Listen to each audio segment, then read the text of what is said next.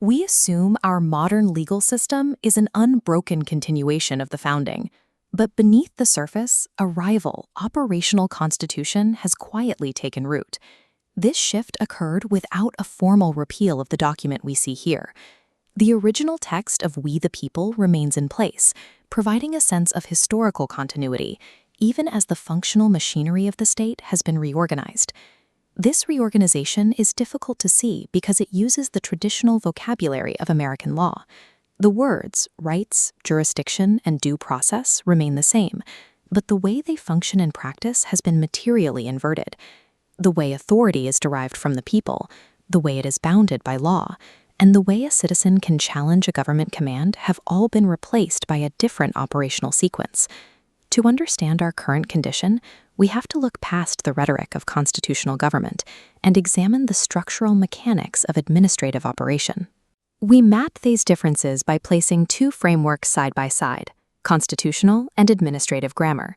On the left, rights exist before government, law precedes force, and authority is strictly delegated.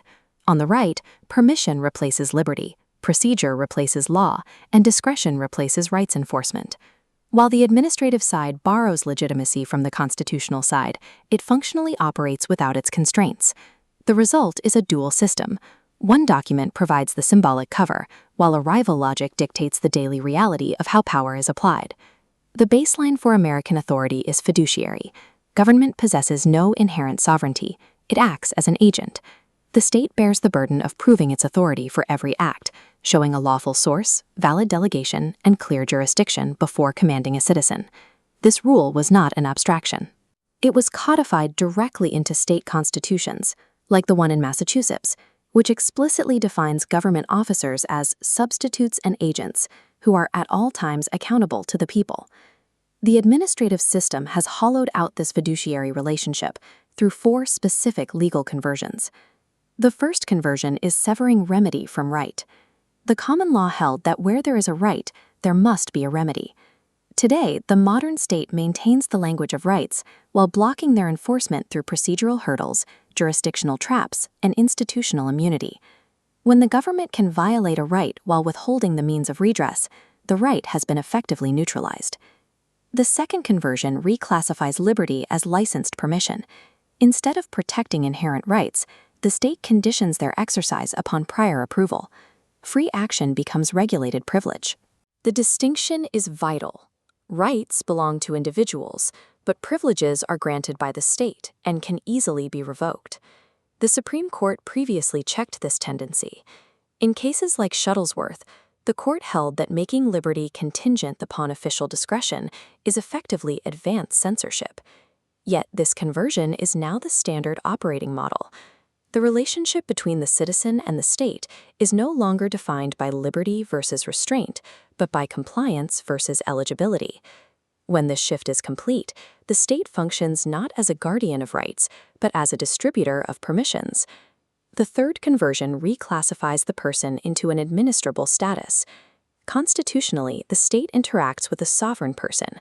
Administratively, it interacts with a status, like a licensee. This bypasses limits, allowing the state to manage regulated roles rather than restrain free citizens. Citizenship vocabulary is preserved as a facade, while the operative reality becomes the management of subjects. Redefining the individual eliminates the principal-agent relationship, replacing it with a manager-subject dynamic. The final shift inverts the legal burden of proof. Under common law, the state must prove its right to interfere. The administrative order flips this. Because individuals hold regulated statuses, state power is presumptively valid. Citizens must continually prove compliance just to be left alone. This is the central operating logic of the modern regulatory state. It turns the Constitution's presumption of liberty on its head. Power no longer proves its title. Instead, the citizen must prove their right to remain free. We can test these two models using the firewall of law, a threshold condition for any lawful government. The firewall asks 4 questions. By what lawful authority, derived from whom, for what legitimate end, and within what jurisdiction do you claim the power to act? A valid constitutional act can answer all 4, but most administrative actions fail this test. They can point to internal procedures, but they struggle to show a strict chain of delegation back to the sovereign people. Instead of meeting the burden, the administrative state relies on institutional deference, the idea that agencies can authorize themselves through their own expertise or internal rules. In law, an action taken without a traceable delegation is ultra vires. It is performed beyond the scope of any legal power. When power is assumed rather than demonstrated, the system moves from the rule of law to the rule of institutional will. The administrative state is currently sustained by a legal fiction of continuity, operating behind the inherited legitimacy of our formal institutions. But once the chain of delegation is broken, the distinction between law and power begins to disappear. In this system, the sovereign citizen remains a figure of rhetoric, while the administrable subject is the reality of daily operation. This operational displacement brings us back to the original architecture found in the Federalist Papers, a design meant to ensure that power always remained the servant of law. The question is no longer whether the administrative state has strained the Constitution, but whether the constitutional republic still possesses the living force to be restored from beneath the system that has grown over it.